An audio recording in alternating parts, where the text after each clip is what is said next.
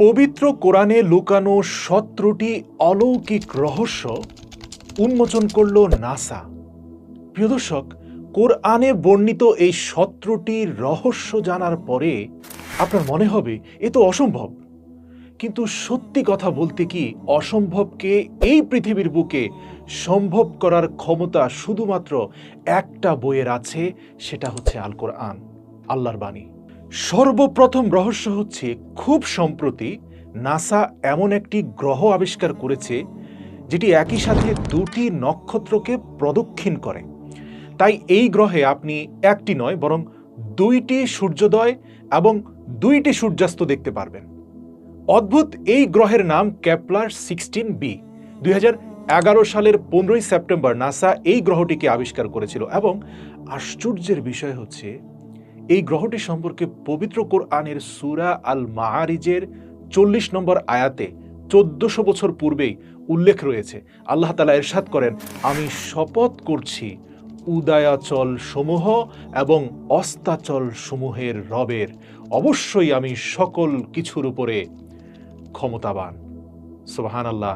এখানে উদয়াচল সমূহ এবং অস্তাচল সমূহ ব্যবহার করার মাধ্যমে আল্লাহ তাআলা স্পষ্ট বুঝিয়ে দিয়েছেন, এমনও গ্রহ রয়েছে যেখানে দুটি সূর্যের উদয় হয় এবং দুটি সূর্যই আবার অস্ত যায়। কোরআনে সূর্য সম্পর্কিত এইসব তথ্য খুব আশ্চর্যজনক। প্রিয় দর্শক, আমাদের এই আকাশের যে সূর্য, এই সূর্যটার 90% হাইড্রোজেন গ্যাস এবং 8% হিলিয়াম গ্যাস দিয়ে গঠিত। পর্যায় সরণিতে, মানে রসায়ন বিজ্ঞানের পর্যায় সরণিতে হাইড্রোজেনের প্রতীক হচ্ছে এইচ, আমরা জানি। আরবি হা হরফের সাথে এইচ অক্ষরের মিল রয়েছে। পবিত্র কোরআনে সূরা আশ-শামস নামে একটি সূরা রয়েছে। শামস শব্দের অর্থ সূর্য, মানে কোরআনে সূর্য নামে একটা সূরা আছে। এই সূর্য নামের পুরো সূরায় মোট 15টি আয়াত রয়েছে এবং প্রতিটি আয়াত হা হরফ দিয়ে শেষ হয়েছে। আরবি এই হা হরফটা পর্যায় সরণিতে হাইড্রোজেনের এইচকে রিপ্রেজেন্ট করে, যেটা হাইড্রোজেনকে নির্দেশ করে। এই সূরাটি কোরআনের 91 নম্বর সূরা। এবং আপনি জেনে অবাক হবেন যে এই মহাবিশ্ব সৃষ্টির ঠিক 91 মিলিয়ন বছর পরে সূর্য গঠিত হয়েছিল। আর তাই তো পবিত্র কোরআনের সূরা শামস বা সূর্যের নামে যে সূরাটি রয়েছে, সেটিও 91তম সূরা। এবং পৃথিবী আর সূর্যের মধ্যকার দূরত্বও কিন্তু 91 মিলিয়ন মাইল। শুধু তাই নয়, আরেকটা রহস্য আছে। পৃথিবী ও সূর্যের মধ্যকার গড় দূরত্ব হচ্ছে 15 কোটি কিলোমিটার। এবং এই সূরায় মোট আয়াত সংখ্যাও 15টি, মানে কোরআনে সূর্য নামে যে সূরাটা আছে সেটার আয়াত সংখ্যাও 15টি। একইভাবে সূর্যের কেন্দ্রের তাপমাত্রাও 15 মিলিয়ন ডিগ্রি সেলসিয়াস। সূর্য নামের এই সূরায় মোট আয়াতের সংখ্যাও ঠিক ততগুলো, অর্থাৎ 15। খুব আশ্চর্যজনক। প্রিয় দর্শক, এই পুরো ব্যাপারটাই অলৌকিক এবং আশ্চর্যজনক, যা নাসার বিজ্ঞানীদেরকে অবাক করেছে। 1915 সালে জগৎ বিখ্যাত পদার্থবিদ আলবার্ট আইনস্টাইন তার বিখ্যাত theory general theory of relativity অর্থাৎ আপেক্ষিকতার সাধারণ তত্ত্ব প্রকাশ করেন। এই তত্ত্বের সাহায্যে বিজ্ঞানীরা আবিষ্কার করেছেন যে স্থান কালকে বাঁকানো সম্ভব, অর্থাৎ স্পেস বাঁকতে পারে। এই কথা আল্লাহ তাআলা পবিত্র কোরআনের সূরা আম্বিয়া এর 104 নম্বর আয়াতে বর্ণনা করেছেন। আল্লাহ তাআলা বলেন, আমি সেদিন আসমান সমূহকে বাঁকিয়ে ফেলবো বা গুটিয়ে ফেলবো, যেভাবে গোটানো হয় লিখিত দফতর। যেভাবে আমি প্রথম সৃষ্টির সূচনা করেছিলাম, ঠিক সেভাবেই সবকিছু পুনরায় সৃষ্টি করব। এটা আমার কৃত প্রতিশ্রুতি, আর আমি তা পালন করবই। এই আয়াতের অর্থ হচ্ছে, কোনো লিখিত কাগজকে বিষয়বস্তু সহ যেভাবে গোটানো হয়, আকাশমণ্ডলীকেও ঠিক একইভাবে গোটানো হবে। আব্বাস রাদিয়াল্লাহু তাআলা আনহুমা বলেন, কিয়ামতের দিন আল্লাহ তাআলা সপ্ত আকাশকে তাদের অন্তর্বর্তী সব সৃষ্ট বস্তু সহ এবং সপ্ত পৃথিবীকে তাদের অন্তর্বর্তী সব সৃষ্ট বস্তু সহ গুটিয়ে একত্রিত করে দেবেন। সবগুলো মিলে আল্লাহ তাআলার হাতে একটা ক্ষুদ্র সরিষার দানা পরিমাণ হবে। আল্লাহু আকবার। প্রিয় দর্শক, 2006 সাল পর্যন্ত মানুষ বিশ্বাস করত যে কেবলমাত্র বৃদ্ধ বয়সেই মানুষের চুল সাদা হয়ে থাকে। কিন্তু পবিত্র কোরআনে 1400 বছর আগেই বলা হয়েছিল যে একজন মানুষের চুল শক বা তীব্র মানসিক আঘাতপ্রাপ্ত হলে সাদা হয়ে যেতে পারে।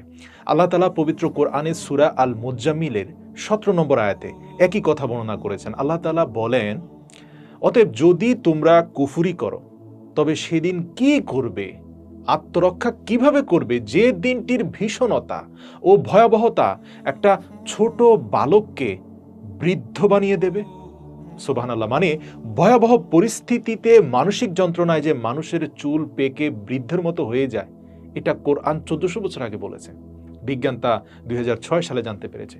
দর্শক, তাছাড়া এই রহস্যটাও খুব আশ্চর্যজনক যে মহাকাশচারীরা যখন রকেটে চড়ে মহাকাশে যায় তখন মহাকাশের শূন্যতা তাদের চোখের দৃষ্টিকে ঝাপসা করে দেয়, ফলে তারা মহাকাশের গভীরতা অনুমান করতে পারে না। অর্থাৎ আমাদের এই মহাকাশ অনেক নভোচারীর চোখকে প্রভাবিত করে। আল্লাহ তাআলা পবিত্র কোরআনে সূরা আল হিজর এর 14 এবং 15 নম্বর আয়াতে এই কথা বর্ণনা করেছেন। আল্লাহ তাআলা বলেন, আর যদি আমি তাদের জন্য আসমানের দরজা খুলে দেই, অতঃপর তারা তাতে আরোহণ করতে থাকে, তবুও তারা বলবে, নিশ্চয়ই আমাদের দৃষ্টি কেড়ে নেওয়া হয়েছে, বরং আমরা তো এক জাদুগ্রস্ত সম্প্রদায়। আল্লাহু আকবার। 1400 বছর আগে আল্লাহ বলেছেন মহাকাশে গেলে তোমাদের দৃষ্টি ঝাপসা হয়ে যাবে, অথচ বিজ্ঞান কয়েক বছর পূর্বেই গবেষণা করে দেখেছে যে নভোচারীরা মহাকাশে যাওয়ার পর আকাশের দিকে ঠিকভাবে তাকাতে পারে না, চোখ ঝাপসা হয়ে যায়। দর্শক, বিজ্ঞানীরা আবিষ্কার করেছেন যে মৃত্যুর পর মানুষের হাড় এটা কিন্তু অনেক সময় পাথর ও লোহাতেও পরিণত হতে পারে। মানে আমরা যে মরে যাওয়ার পরে মাটিতে কবর দেওয়া হয়, মাংস তো খুব দ্রুত গলে মাটির সাথে মিশে যায়, কিন্তু অনেক মানুষ আছে যাদের হাড় লোহা বা পাথর পর্যন্ত হয়ে যেতে পারে। তো এগুলো বিজ্ঞান আবিষ্কার করেছে কয়েক বছর পূর্বে। এই প্রক্রিয়াটাকে বিজ্ঞানের ভাষায় বলা হয় প্রিরিটাইজড ফসিল, যা 1400 বছর আগে আল্লাহ তাআলা পবিত্র কোরআনে সূরা আল ইসরা এর 49 এবং 50 নম্বর আয়াতে আল্লাহ উল্লেখ করেছেন। আল্লাহ তাআলা বলেন, তারা বলে, যখন আমাদের দেহ ছিন্ন ভিন্ন হয়ে যাবে এবং আমরা হাড্ডিতে পরিণত হব, তখন কি আমরা আবারও নতুন সৃষ্টিরূপে পুনরুজ্জীবিত হব? এ কি সম্ভব? আল্লাহ তাআলা তাদের জবাবে বলেন, হে নবী, আপনি তাদেরকে বলুন, তোমরা পাথর হয়ে যাও কিংবা লোহা হয়ে যাও। অর্থাৎ যদি তোমরা পাথর ও লোহাও হয়ে যাও, তারপরেও তোমরা আল্লাহর হাত থেকে রেহাই পাবে না, আল্লাহ তোমাদেরকে পুনরুজ্জীবিত করবেনই। কোরআনের এই আয়াতটি বলে দিচ্ছে পাথর এবং লোহাতে পরিণত হতে পারে মানুষের দেহের কিছু অংশ, যেটা খুব সম্প্রতি প্রিরিটাইজ ফসিল গবেষণার মাধ্যমে উঠে এসেছে যে হ্যাঁ, মানুষের হাড় মাথার খুলি পাথর বা লোহা হয়ে যেতে পারে। দর্শক, আপনি এটা জানলে অবাক হবেন যে স্ত্রী মাকড়সারা তাদের বাচ্চাদের জন্মের পর পুরুষ মাকড়সাকে মানে তার সঙ্গীকে মেরে ফেলে। এটা প্রকৃতির একটা রীতি। এবং কিছু সময় পর যখন বাচ্চারা বড় হয়, ওই বাচ্চারা আবার তাদের মাকে মেরে ফেলে। অর্থাৎ মাকড়সাদের পারিবারিক জীবন খুবই দুর্বল এবং এই পারিবারিক অবস্থাটা অত্যন্ত খারাপ। এই মাকড়সার পারিবারিক বন্ধন বা ঘরটা হচ্ছে পৃথিবীর সবচেয়ে খারাপ ঘর। কোরআনের সূরা আল আনকাবুতের 41 নম্বর আয়াতে বলা হয়েছে যে যারা আল্লাহ ব্যতীত অন্য কাউকে সাহায্যকারী বানিয়েছে বা অন্য কারোর সাহায্যের প্রার্থনা করেছে, তাদের উদাহরণ হচ্ছে মাকড়সার মতো, যে ঘর তৈরি করেছে। আর অবশ্যই সমস্ত ঘরের মধ্যে সবচেয়ে দুর্বল ঘর হলো মাকড়সার ঘর। আফসোস যদি তারা জানতো। কোরআন 1400 বছর আগে কথা বলেছে, অথচ আল্লাহ পাকের অশেষ মেহেরবানিতে বিজ্ঞান কিছুদিন আগে এই সকল তথ্য আবিষ্কার করেছে যে হ্যাঁ, আসলেই মাকড়সা যেভাবে গড়ে দিয়ে সন্তানদেরকে লালন পালন করে বড় করার পরে সেই মা মাকড়সাকে তার সন্তানরা হত্যা করে ফেলে, ঠিক একইভাবে যারা এই দুনিয়াতে আল্লাহ ব্যতীত অন্য কারো সাহায্য চায়, যাকে গুরু মানে, যাকে তারা অভিভাবক মানে, সেই অভিভাবকই এক পর্যায়ে ভ্যানিশ হয়ে যাবে, থাকবে শুধু আল্লাহর সত্তা। আল্লাহ ব্যতীত যে কোনো অভিভাবক সবচেয়ে দুর্বল এবং শেষ পর্যন্ত তাদের সাথে প্রতারণা হবে, যেভাবে স্ত্রী মাকড়সার সাথে তার সন্তানেরা প্রতারণা করে। এই আয়াতে কথা উল্লেখ করা হয়েছে যে স্ত্রী মাকড়সাই ঘর বানায়। এটা কোরআন বলেছে যে স্ত্রী মাকড়সা ঘর বানায়, পুরুষ মাকড়সা নয়। আপনি যেন অবাক হবেন, গত 100 বছর ধরে বিজ্ঞানীরা বলে আসছে যে পুরুষ এবং স্ত্রী মাকড়সা উভয় মিলে ঘর বানায়। কিন্তু মজার ব্যাপার হলো, বিজ্ঞানীরা খুব সম্প্রতি গবেষণা করে দেখেছে যে পুরুষ মাকড়সা ঘর বানাতে পারে না, স্ত্রী মাকড়সাই ঘর বানায়। এবং বরাবরের মতো কোরআনই এখানে সত্য প্রমাণিত হয়েছে, এবং এখন বর্তমানে বিজ্ঞানীরাও কোরআনের সাথে সম্পূর্ণ একমত। দর্শক, যেমনটা আমরা সবাই জানি যে আঙ্গুলের ছাপ মানুষের শরীরের সবচেয়ে জটিল এবং ইউনিক অঙ্গ। প্রত্যেক মানুষের হাতের আঙ্গুলের ছাপ আলাদা। এই ফিঙ্গারপ্রিন্ট বর্তমান জামানার সবচেয়ে শ্রেষ্ঠ আইডেন্টিফিকেশন বলা হয়ে থাকে। এই তথ্য বিজ্ঞান মাত্র কিছুদিন আগে আবিষ্কার করেছে, অথচ আল্লাহ সুবহানাহু ওয়া তাআলা 1400 বছর আগেই কোরআনে তা প্রকাশ করে দিয়েছেন। আল্লাহ তাআলা বলেন, অবশ্যই আমি তাদের আঙ্গুলের অগ্রভাগ সমূহ পুনর্বিন্যস্ত করতে সক্ষম। সূরা আল কিয়ামাহ আয়াত নম্বর 4। দর্শক, আমরা দৈনন্দিন কাজে যে লোহা ব্যবহার করি তা এই পৃথিবীতে উৎপাদিত হয়নি। আপনি জেনে অবাক হবেন, লোহা যদিও মাটির নিচ থেকে আমরা উৎপাদন করে সেটাকে ব্যবহার করি কলকারখানার কাজে। বর্তমান পৃথিবীর অধিকাংশ ইলেকট্রনিক ডিভাইস থেকে শুরু করে ব্যক্তিগত জীবনে ব্যবহার্য উপাদান অধিকাংশ লোহার তৈরি। কিন্তু এই লোহা কিন্তু পৃথিবীতে উৎপাদিত হয়নি। এটা কোরআন 1400 বছর আগে বলেছে, অথচ বিজ্ঞান আবিষ্কার করেছে মাত্র 4-5 বছর আগে। লোহা আসলে পৃথিবীতে এসেছে মহাকাশ থেকে। হাজার হাজার বছর আগে উল্কাপিণ্ড আকারে লোহা পৃথিবীতে এসেছিল, যা একটি বৈজ্ঞানিক সত্য। এই লোহা যে পৃথিবীতে উৎপাদিত হয়নি এবং লোহা মহাকাশ থেকে উল্কাপিণ্ড আকারে পৃথিবীতে এসেছে, এই কথা আল্লাহ তাআলা পবিত্র কোরআনের সূরা হাদিদ, হাদিদ শব্দের অর্থ কিন্তু লোহা, এই লোহা নিয়ে কিন্তু সূরা, ওই সূরার 25 নম্বর আয়াতে আল্লাহ উল্লেখ করেছেন। আল্লাহ তাআলা বলেন, আমি পৃথিবীতে লোহা বর্ষণ করেছি, সুবহানাল্লাহ, যাতে আছে প্রচন্ড শক্তি এবং আছে মানুষের জন্য বহুবিধ কল্যাণ। সূরা হাদিদ আয়াত নম্বর 25। এই আয়াতের কয়েকটি বিষয় গবেষণার দাবি রাখে। এক নম্বর হচ্ছে, আল্লাহ সুবহানাহু ওয়া তাআলা বলেছেন, আমি লোহা নাজিল করেছি, যা থেকে ধারণা পাওয়া যায় যে লোহা সৃষ্টি হয়নি পৃথিবীতে, এটা পৃথিবীর ভিতর থেকে বের হয়ে আসেনি, এটা নাজিল হয়েছে। কোরআন যেমন আকাশ থেকে নাজিল হয়েছে, লোহাও আল্লাহ তাআলা আকাশ থেকে নাজিল করেছেন। লোহার বৈজ্ঞানিক বিশ্লেষণও এই বিষয়টিকে সমর্থন করে। 2013 সালের অক্টোবর মাসে Kavli institute of particle astrophysics and cosmology, সংক্ষেপে যেটাকে KIPSC বলে, এই প্রতিষ্ঠান এবং স্ট্যানফোর্ড বিশ্ববিদ্যালয়ের ডিপার্টমেন্ট অফ এনার্জির যৌথ গবেষণায় উঠে আসে, প্রায় 10 বিলিয়ন বছর আগে ক্লাস্টার গ্যালাক্সিগুলোর মধ্যে ভয়ানক সংঘর্ষের ফলে লোহা সব গ্যালাক্সির মধ্যে ছড়িয়ে পড়ে। ধারণা করা হয় যে সে সময় পৃথিবীতেও লোহা ছড়িয়ে পড়ে। পরবর্তী সময়ে চৌম্বকীয় আকর্ষণের ফলে পৃথিবীর কেন্দ্রস্থলে গিয়ে লোহাগুলো পুঞ্জীবিত হয়েছে। ওই দলের সাথে একাত্মতা পোষণ করে প্রত্নতত্ত্ববিদরাও বলছেন যে হ্যাঁ, মানুষ এবং জিনজাতি পৃথিবীতে আসারও কয়েক মিলিয়ন বছর পূর্বে লোহা ধীরে ধীরে এই সারফেস থেকে পৃথিবীর কেন্দ্রতে গিয়ে পৌঁছে যায়। তবে এই লোহা কিন্তু পৃথিবীর কেন্দ্রতেই উৎপাদন হয়নি, এটা আকাশ থেকে এসেছিল। আল্লাহ তাআলা এই আয়াতে আরও বলেছেন, এতে আছে প্রচণ্ড শক্তি, মানে লোহার কথা বলা হচ্ছে, লোহাতে প্রচণ্ড শক্তি আছে।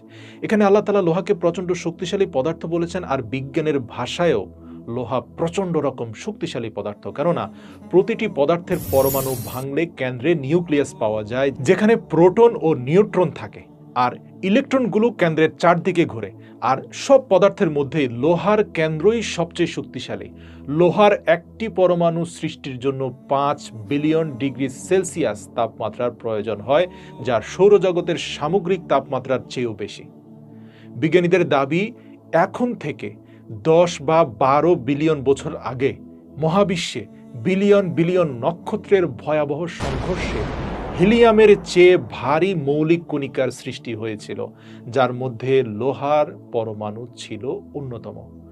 সুপারনোভা বিস্ফোরণের সময় প্রায় 10 মিলিয়ন ডিগ্রি তাপমাত্রার সৃষ্টি হয়েছিল, যা এসব মৌলিক কণিকা সৃষ্টির জন্য দায়ী। এটা বিজ্ঞান এখন বলছে। আল্লাহ সুবহানাহু ওয়া তাআলা এরপর বলছেন, লোহাতে আছে বহুবিধ কল্যাণ। এখানে আল্লাহ লোহাকে বহুবিধ কল্যাণের ধারক বলেছেন। আর নৃতাত্ত্বিকরা বলছেন যে লৌহ যুগ তথা যখন থেকে মানুষ লোহার ব্যবহার শিখেছে, তখন থেকেই তাদের জীবনে আমূল পরিবর্তন আসতে শুরু করেছে। এটা কিন্তু সত্য। লোহাই মানুষের জীবন পরিবর্তন করেছে যখন থেকে মানুষ লোহাকে চিনতে শিখেছে। আরেকটা কথা বলি, এই পৃথিবীতে লোহা সর্বপ্রথম আবিষ্কার করেছেন হযরত দাউদ আলাইহিসসালাম। তিনি যখনই হাত দিয়ে লোহা ধরতেন, লোহা নরম হয়ে যেত এবং তিনি সেটা দিয়ে বিভিন্ন ধরনের অস্ত্র-শস্ত্র শেপ দিতেন এবং এই আবিষ্কার পুরো পৃথিবী পাল্টে দিয়েছিল। বলা হয় লৌহ যুগে আধুনিক যুগের সূচনা করে। আধুনিক যুগেও লোহার বহুমুখী ব্যবহার কোরআনের এই বাক্যের সত্যতার সাক্ষ্য দেয়। এছাড়া মানব দেহের সুস্থতার জন্যও কিন্তু একটা নির্দিষ্ট পরিমাণ লোহার প্রয়োজন হয়। লোহার অভাবে মানব দেহের রক্তের উৎপাদন ব্যাহত হয়, রক্ত শূন্যতা দেখা দেয়। তো এই যে পবিত্র কোরআনের লোহা সূরাটা মানে আল হাদিদে লোহা সম্পর্কে আরো বিস্ময়কর কিছু তথ্য রয়েছে। যেমন এই সূরাটা মানে লোহা নামের যে সূরাটা, এটা কোরআনের 97 নম্বর সূরা। আর লোহার 4টি আইসোটোপের একটি হলো 57। লোহার পারমাণবিক সংখ্যা হলো 26 এবং আরবি হাদিদ শব্দের গাণিতিক মানও 26। এছাড়া বিজ্ঞানের মতে পৃথিবীর ঠিক কেন্দ্রস্থলে তথা 5100 কিলোমিটার গভীরে স্ফটিক আকারে লোহার একটা স্তর আছে। আর সূরা হাদিদও পবিত্র কোরআনের ঠিক কেন্দ্রস্থলে আছে, কেননা পবিত্র কোরআনের মোট সূরার সংখ্যা 114। এই সবগুলো সূরার মধ্যবর্তী সূরা মানে 57তম সূরাই হচ্ছে লোহার সূরা। ঠিক যেভাবে পৃথিবীর কেন্দ্রে লোহা আছে, একইভাবে কোরআনের কেন্দ্রে লোহা নামের সূরাটা আছে। সুবহানাল্লাহ। এছাড়া আল্লাহ সুবহানাহু ওয়া তাআলা সূরা আল আনআমের 152 নম্বর আয়াতে বলেছেন, আল্লাহ যাকে সৎপথ দেখাতে চান তার অন্তরকে ইসলামের জন্য খুলে দেন, আর যাকে পথভ্রষ্ট করতে চান তার অন্তরকে সংকীর্ণ করে দেন। তার জন্যই ইসলাম মানা এখনকার জামানায় সবচেয়ে কঠিন কাজ। আর এই ইসলাম মানাটাই হচ্ছে যেন সে আকাশে আরোহণ করছে।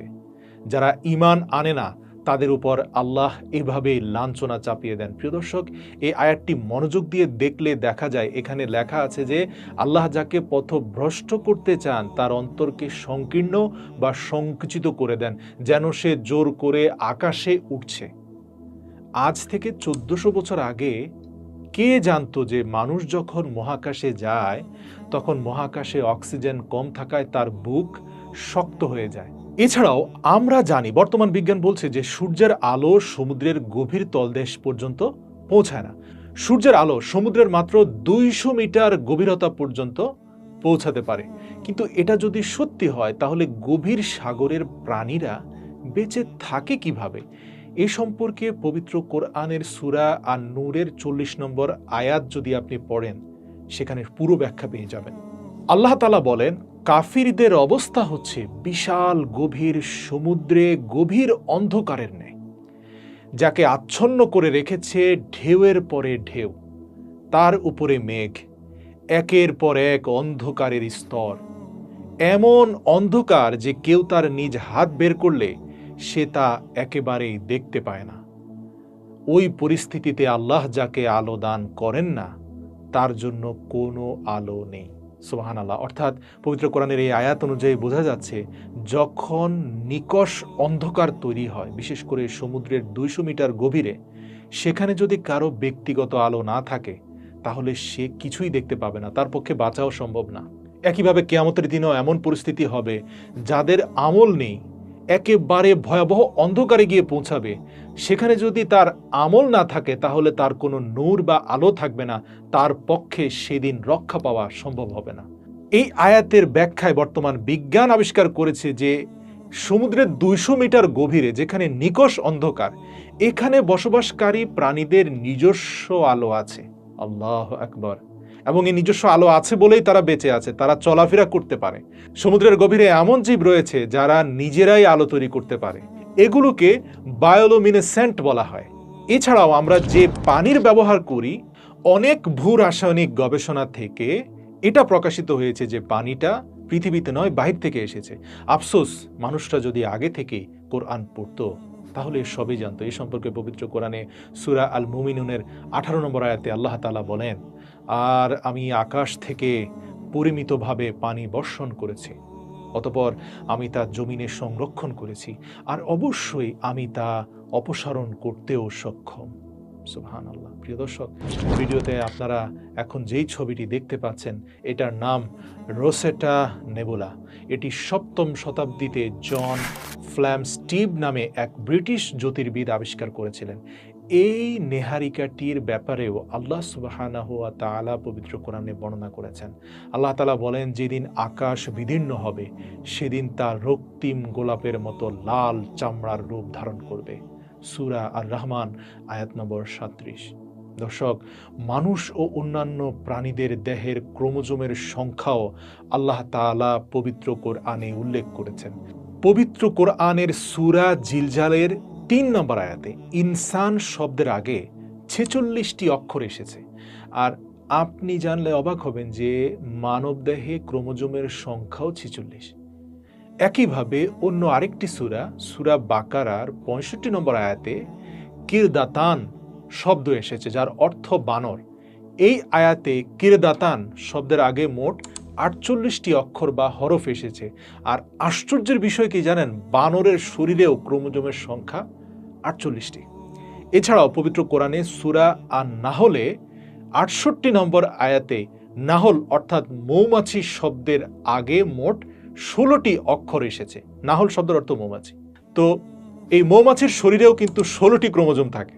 পবিত্র কোরআনে সূরা আল ইমরানের ১৪ নম্বর আয়াতে আল খাইল অর্থাৎ ঘোড়া শব্দের আগে ৬৪টি অক্ষর এসেছে।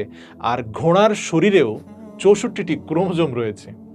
পবিত্র কোরআনে সূরা আল কাহাফ এর ২২ নম্বর আয়াতে জামাল অর্থাৎ উট শব্দের আগে ৭৪টি অক্ষর এসেছে। আর উটের শরীরেও ৭৪টি ক্রোমোজোম রয়েছে। আল্লাহ তাআলা পবিত্র কোরআনে সূরা আল ইমরানের ১৯০ নম্বর আয়াতে বলেছেন, নিশ্চয়ই নভমণ্ডল ও ভূমণ্ডল সৃষ্টি এবং রাত্রি ও দিনের ক্রমশ পরিবর্তনের মাঝে জ্ঞানীদের জন্য নিদর্শন রয়েছে। প্রিয় দর্শক, পৃথিবীতে এমন কোনো কিতাব নেই যার প্রতিটি বাক্যে এত রহস্য, এত তত্ত্ব, এত বিজ্ঞান, এত বেশি পরিমাণে জ্ঞান লুকিয়ে রয়েছে। আজ থেকে ১৪০০ বছর আগে কোনো ব্যক্তির পক্ষে এমন একটি বই লেখা সম্ভব নয় যেটা বর্তমান জামানার নাস্তিকরা দাবি করে থাকেন। তখন মানুষের কাছে বিশাল কোনো প্রযুক্তিও ছিল না। তাই কেবলমাত্র যিনি এই সব সৃষ্টি করেছেন তিনি ব্যতীত এই কথাগুলো কারো পক্ষে বলা সম্ভব নয়। আর অবশ্যই এই কিতাব আমার, আপনার, আমাদের সকলের পালনকর্তা মহান আল্লাহ তাআলার পক্ষ থেকে অবতীর্ণ হয়েছে।